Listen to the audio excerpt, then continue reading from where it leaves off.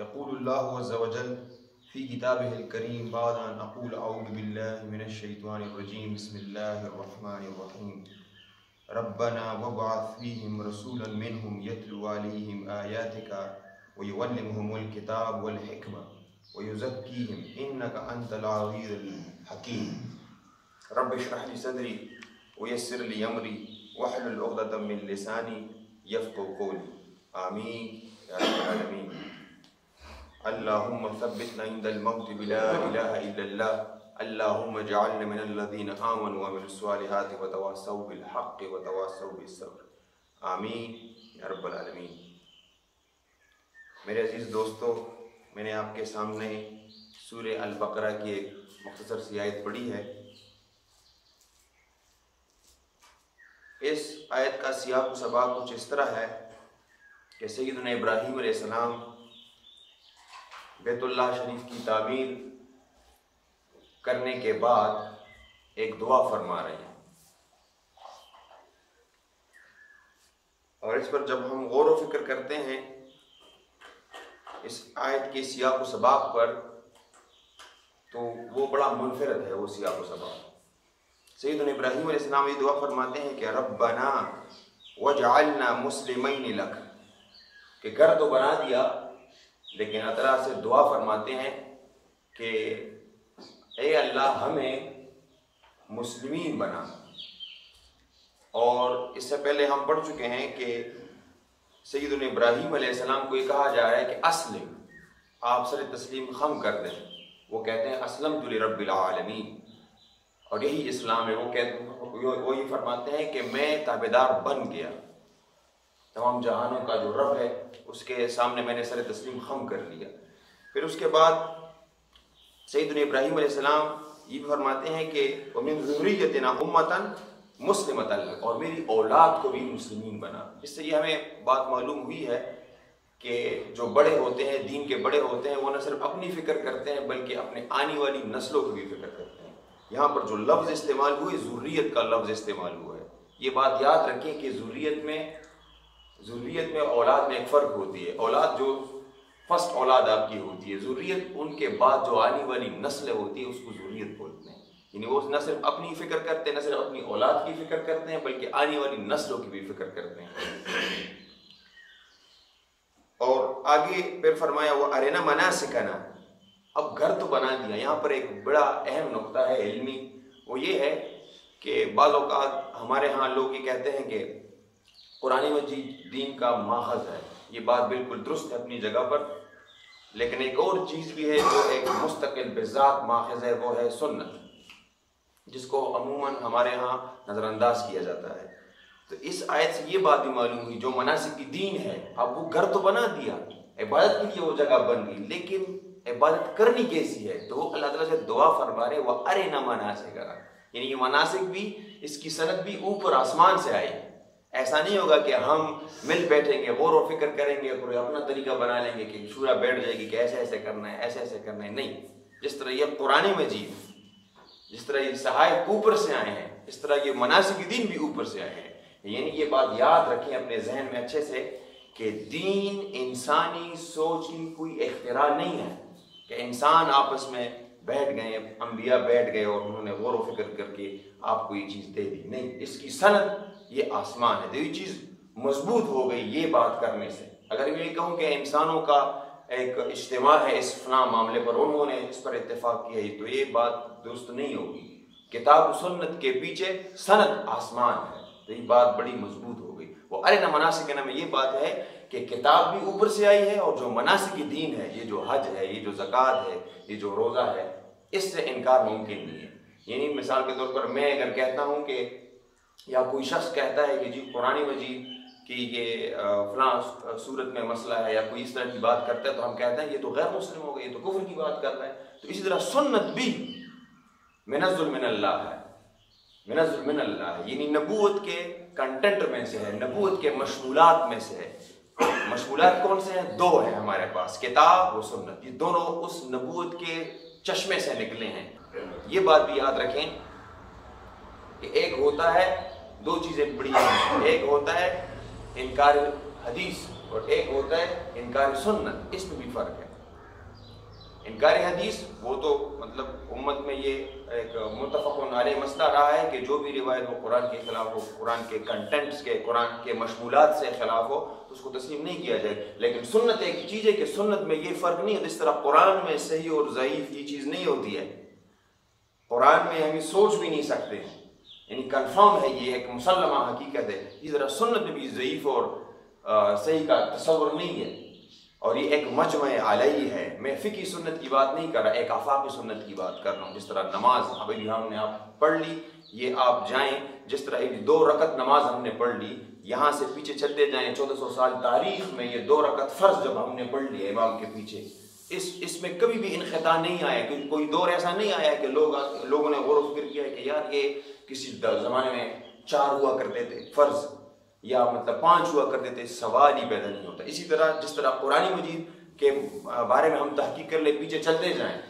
یعنی یہ کبھی ہوا نہیں ہے کہ سورہ البقرہ کسی زمانے میں لوگ بھی سمجھتے تھے کہ یہ 200 آیات ہوتی تھی، نہیں، یعنی کسی روایت کی بنیاد پر ہم یہ نہیں مان سکتے، کسی روایت کی بنیاد پر ہم یہ بھی نہیں مان سکتے ہیں کہ جو فرض نماز ہے فجر کے وقت یہ 5 وقت ہوتی تھی، یہ اس میں کبھی انقطاعی تواتر کے ذریعے سے چیز تو یہ کنفرم ہے، لہذا سنت کے انکار کرنے سے بندہ کفر میں مبتلا ہو سکتا ہے۔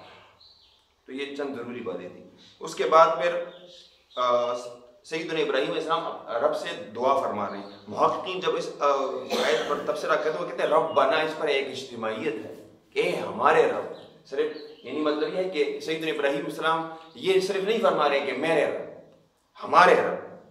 وَبَعَثْ فِيهِمْ رَسُولًا مِّنْهُمْ يَتْلُو عَلَيْهِمْ آيَاتِكَ، وہ اپنی ذریت کی بھی فکر کر رہے ہیں، یعنی بنی اسماعیل، اور محققین علماء یہ کہتے ہیں کہ بنی اسماعیل کی طرف اشارہ ہے کہ چونکہ بنی اسماعیل میں انبیاء کا سلسلہ رک گیا تھا، تو ان میں ایک اللہ تعالیٰ سے دعا فرما رہے ہیں کہ ربنا وَبَعَثْ فِيهِمْ رَسُولًا مِّنْهُمْ، انہی میں سے ان کے نفس میں سے ایک رسول مبعوث فرما، جس کا کام کیا ہوگا، یتلو علیہم آیاتک، جو تمہاری آیت ان کو پڑھ کر سنائے گا، وَيُعَلِّمُهُمُ الْكِتَابَ، اور کتاب یا شریعت، اس سے آپ شریعت بھی لے مراد لے سکتے ہیں، یا قرآن مجید جو منظم اللہ چیزیں ہیں یہ بھی مراد لے سکتے ہیں، اس کی تعلیم دے گا، والحکمہ، اور ایمان و اخلاق، حکمت کہتے ہیں ایمان و اخلاق کو، اور اس کو بھی کہتے ہیں کہ وہ ہر وہ علم، العلم النافع والعمل به، یعنی اس طرح کا ایک علم جو نافع ہو۔ ہمارے ہاں بدقسمتی ہے، جس طرح ہم سوشل میڈیا پر ایسے اسکرول کرتے ہیں نا، بیکار سی چیزیں دیکھ رہے ہوتے ہیں، مختلف چیزیں، یا اکثر ہمارے ہاں ہوتے ہیں لوگ کمنٹ پڑھ رہے ہوتے ہیں، یعنی غیر ضروری چیز جس پر ہم عمل نہیں کر سکتے ہیں۔ تو ایک مومن کو وہ چیزیں پڑھنی چاہیے جو نفع بخش ہو، نفع بخش چیزیں پڑھنا اور اس کے مطابق عمل کرنا، اور نفع بخش چیزوں میں سے سب سے زیادہ اہم چیزیں کون سی ہے؟ وہ ہے کتاب و سنت۔ وَيُزَكِّيهِمْ، اور یہ رسول صلی اللہ علیہ وسلم یہ تزکیہ کرے گا۔ اب رسول اللہ صلی اللہ علیہ وسلم کے فرائض منصبی کی طرف اشارہ ہے، وہ جب آئے گا تو وہ تلاوت فرمائے گا، وہ حکمت کی تعلیم دے گا، اور وہ تزکیہ کرے گا۔ اب تزکیہ کیا ہے؟ ہمارے ہاں جب اس پر گفتگو کرتے ہیں تو میں یہ سمجھتا ہوں کہ دین کا پورا فلسفہ اس ایک لفظ میں ہے، وہ کس طرح آگے میں آپ کو بتاؤں گا۔ ہمارے ہاں جب اس کا ترجمہ کیا جاتا ہے تو بالکل درست ہے کہ اندرونی پاکیزگی اور بیرونی پاکیزگی۔ اندرونی پاکیزگی کا مطلب یہ ہے کہ آپ کے اندر روحانی پاکیزگی آ جائے، آپ کے اندر جو اگر شرک ہے تو وہ نکل جائے، اور بیرونی پاکیزگی تو آپ اچھی طرح واقف ہیں کہ اپنے کردار، اخلاق اور جسم کی تطہیر اور پاکیزگی۔ لیکن اس کی تھوڑی سی میں وضاحت کر دوں، انشاءاللہ یہ لفظ مزید آسان ہو جائے گا۔ عربی زبان میں 2 الفاظ ہیں، ایک ہے ذق اور ایک ہے زک، 2 الفاظ ہیں۔ جو ذق ہے وہ بولتے ہیں پاخانے کو، ویسٹ مٹیریل، بیکار مال ہے، ٹھیک ہے، اور جو زک ہے ابھی کیا چیز ہے، میں آپ کو وہ اس کو اردو میں کیا بولتے ہیں، کمہار بولتے ہیں، وہ جو مٹی سے جو وہ برتن بناتا ہے نا، وہ جس طرح تار ہوتا ہے اور وہ ایک برتن رکھی ہوتی ہے، وہ کرتا کیا ہے، وہ مٹی لے لیتا ہے، گندی مٹی ہوتی ہے، جس طرح یہ باہر پڑی یہ مٹی لے لیتا ہے، اور وہ جو ہے وہ گھوم رہا ہوتا ہے اس طرح۔ اب اس برتن سے ارد گرد جو ویسٹ مٹیریل، جو بیکار مادے جو اس کو نہیں چاہیے ہوتے، اور اس برتن کو بھی نہیں چاہیے ہوتے، وہ نیچے گر رہے ہوتے ہیں، اس کو بولتے ہیں ذق۔ کیا بولتے ہیں اس کو؟ ذق بولتے ہیں۔ اور وہ برتن مزید سے خوبصورت ہوتی جاتی ہے، نکھار اس میں اس برتن میں آ جاتا ہے، اس عمل کو بولتے ہیں ذق۔ اب اس تصور کو ذہن میں رکھ کر جب رسول اللہ صلی اللہ علیہ وسلم تشریف لے آئے، اب اس حجاز کی سرزمین پر ہوا کیا ہے، اب جس طرح مجھ سے پہلے کئی تقاریر میں یہ بات کی گئی کہ انہوں نے اس دین کو غالب کر دی اور ایک ایسی ٹیم بنائی جس طرح ہم اب آج 1400 سال بعد جب بھی نام لیتے ہیں تو ہم بڑے احترام کے ساتھ نام لیتے ہیں۔ تو وہ عمل جو ہوا تو رسول اللہ صلی اللہ علیہ وسلم ان اندھیروں میں اس مٹی کو لے لیا، اس انسانیت کو، انسان کو ایسے پکڑ لیا اور اس کا تزکیہ کیا۔ اس کا کیا کیا؟ اس کا تزکیہ کیا۔ جو ویسٹ میٹیریل تھے، جو بیکار مادے تھے، دشمنی تھی، جہالت، کفر، شرک، بدعت، وہ سارا گند وہ نیچے گر گیا، اور کیا چیز رہ گئی؟ ڈیفالٹ صورت میں ایک انسان رہ گیا۔ رسول اللہ صلی اللہ علیہ وسلم نے اس کا تزکیہ کیا، جس طرح وہ کمہار نے اس برتن کا تزکیہ کیا۔ وہ مٹی جو تھی، وہ گند جو تھا، وہ نیچے گر گیا، اور جو چیز رہ گئی وہ بڑی خوبصورت بنی۔ ہم جب دیکھتے ہیں کہتے ہیں سبحان اللہ کیا خوبصورت چیز بنائی ہے۔ تو جب ہم اس ٹیم کو دیکھتے ہیں کہ صحابہ کرام کو دیکھ، ہم کہتے ہیں یار کیا کمال کے لوگ تھے، کردار کیا چیز، تو تزکیہ کا عمل ہو گیا۔ میں اکثر اپنے شاگردوں کو جب اس کو سمجھاتا ہوں تو موبائل کی مثال لیتا ہوں۔ ہم لوگ جب نیا موبائل خرید لیتے ہیں نا تو وہ ڈیفالٹ پہ ہوتا ہے نا، ڈیفالٹ پہ آپ اس میں پھر سیٹنگ کر لیتے ہیں، پراپرٹیز میں جاتے ہیں، اس کا کنٹراسٹ کم زیادہ کر دیتے ہیں، برائٹنس میں سافٹ ویئر مختلف ایپس انسٹال کر لیتے ہیں۔ اب یہ اس فون کی ڈیفالٹ صورت نہیں ہے، آپ نے اس میں ترامیم کر لی، تو انسان کی تخلیق تو ہو گئی، اس معاشرے نے اس انسان کو بہت کچھ دیا۔ یہ ڈیفالٹ صورت میں انسان اپنی ذات میں بڑی خوبصورت مخلوق ہے، معاشرے نے اس کو شرک دیا، معاشرے نے اس کو دشمنیاں دی ہیں۔ رسول اللہ صلی اللہ علیہ وسلم جائے تو معاشرے سے اور اس انسان کو بڑا نکھارا، بڑا خوبصورت کیا۔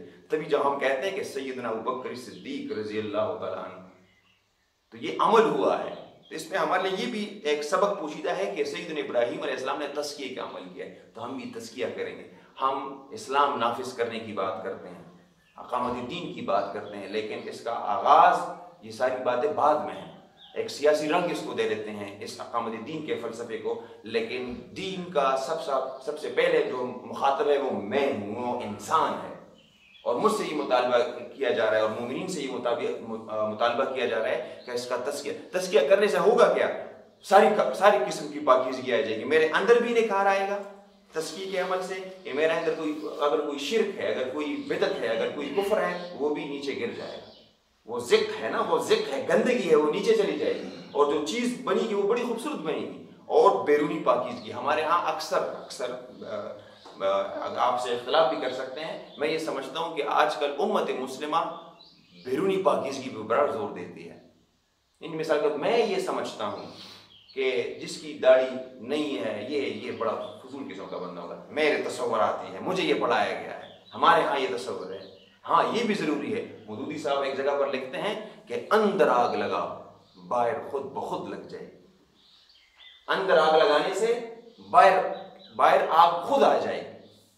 تو میں یہ سمجھتا ہوں کہ اندر آگ لگانی چاہیے، اب اندر تبدیلی آئے گی نا تو باہر تبدیلی خود بخود آئے گی، تقوی کا ظہور ہوگا۔ اور میں اکثر اپنے شاگردوں کو یہ بھی بتاتا ہوں کہ جو ایمان ہے نا، ہم ایمان کی بات تو کرتے ہیں لیکن اس کا ظہور وہ ہونا چاہیے۔ جس طرح ایک کسان ہوتا ہے، وہ بیج کو نیچے زمین میں دفنا دیتا ہے، اب بیج اگر درست ہے اور زمین بھی اگر درست ہے، اس کو صحیح سے پانی بھی مل گیا تو اس کا ظہور ہوگا، وہ اس کے پر نکل آئیں گے، وہ اس کے میوے بھی ہوں گے، اس کے پھول، ساری چیزیں ہوں گی۔ یہ عمل ہے، عمل کا ظہور ہوگا۔ ہمارے ہاں لوگ ایمان کا دعویٰ تو کر لیتے ہیں لیکن تقویٰ سے خالی ہوتے ہیں اور عمل سے بھی خالی ہوتے ہیں، تو عمل یہ بڑا ضروری ہے۔ اور محققین علماء یہ کہتے ہیں کہ لوگوں کو بتانے کی ضرورت نہیں ہے کہ میں مسلمان ہوں، آپ کا عمل یہ بتائے، یعنی آپ کا اس قسم کا تزکیہ آپ کا ہونا چاہیے کہ آپ کا عمل لوگ خود سے سمجھے کہ یہ جو دکاندار ہے نا یہ اس سے مختلف ہے، یہ ہے تزکیہ۔ ہمارے ہاں اس کے لیے پروگرامات بھی ہوتے ہیں مختلف، ابھی ہم راستے پہ جو آ رہے ہیں دیوار پر شب تزکیہ اور مختلف قسم کی چیزیں، تو یہ غلط ہے۔ تزکیہ اس طریقے سے ہوگا جس طرح رسول اللہ صلی اللہ علیہ وسلم نے کیا، اور تزکیہ، اب اس آیت کو آپ دیکھیں، تزکیہ کس چیز سے ہوگا؟ بالقرآن، قرآن سے ہوگا۔ یہ انقلاب، یہ تبدیلی قرآن سے آئے گی۔ آگے پھر اللہ سبحانہ و تعالیٰ فرماتے ہیں اِنَّكَ أَنْتَ الْعَزِيزُ الْحَكِيمُ۔ اب آیت کا جو آخری حصہ ہوتا ہے جہاں پر آیت ختم ہو رہی ہوتی ہے، اس میں بڑی حکمت کی باتیں ہوتی ہیں۔ اس کو علوم القرآن میں فواصل بولتے ہیں۔ اب غور کریں، اِنَّكَ أَنْتَ الْعَزِيزُ الْحَكِيمُ، بے شک اے اللہ آپ ہی غالب اور حکمت والے ہیں۔ آپ ذرا غور کریں، مکہ کی سرزمین ہے، مسجد کی تعمیر ہو گئی ہے، اب یہ اندھیرے ہیں، اب تو کچھ پتہ نہیں، نسلیں آنے والی ہے۔ اب میں آپ سے پوچھ رہا ہوں، آیتوں کا مطلب کیا ہے کہ آپ ہی غالب ہیں اور حکمت والے ہیں، حکیم ہیں۔ حکیم کا، حکمت کا مطلب آپ احکمت آیات کو جس طرح کہتے ہیں، حکیم کا مطلب یہ ہے کہ ایک چیز کو دوسری چیز سے بڑی خوبصورتی کے ساتھ جوڑنا، اسٹچ ٹوگیدر۔ جس طرح ہم کہتے ہیں کہ یار یہ مثال کے طور پر میں کہتا ہوں کہ ایک کپڑا ہے جو بنا ہوا ہے، مثال کے طور پر ہم کہتے ہیں ایک وہ جو جس کو بنا رہا ہوتا ہے نا، کپڑے کو بنا رہا ہوتا ہے، ہم کہتے ہیں یار یہ کیا چیز ہے، یہ چیز ملا رہا ہے، یہ چیز ملا رہا ہے، لیکن ایٹ دا اینڈ جو چیز بن جاتی ہے ہم کہتے ہیں یار کمال کی چیز بن گئی۔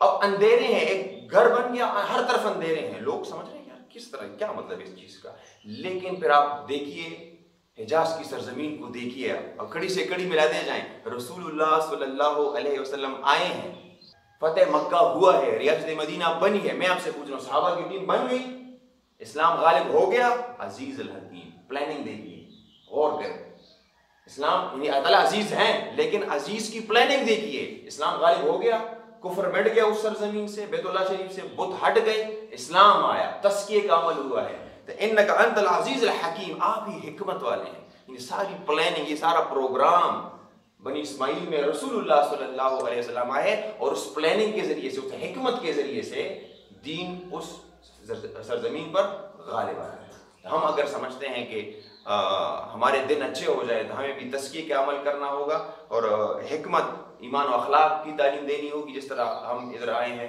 اور یہ پروگرام آگے لے کے جانا ہوگا، تو پہلے خود سے شروع کرنے، دین کا مخاطب سب سے پہلے میں ہوں، اس کے بعد آپ۔ یہاں میں بات کر رہا ہوں، اگر مجھ میں تبدیلی نہیں آ رہی، میں ایسے بات کر رہا ہوں، اس کا تبدیلی بڑی مشکل ہے۔ پہلے میں نے خود سے شروع کرنا ہے، اپنے گھر سے، پھر میں آپ کو دعوت دوں گا اور یہ تزکیے کا عمل ہوگا۔ اللہ تعالیٰ سے دعا ہے کہ جو آیتیں میں نے پڑھی ہیں اس پر میں بھی عمل کروں اور آپ بھی اس پر عمل کریں۔ بارک اللہ لی ولکم فی القرآن الحکیم ونفعنی وإیاکم بالآیات وذکر الحکیم، آمین یا رب العالمین۔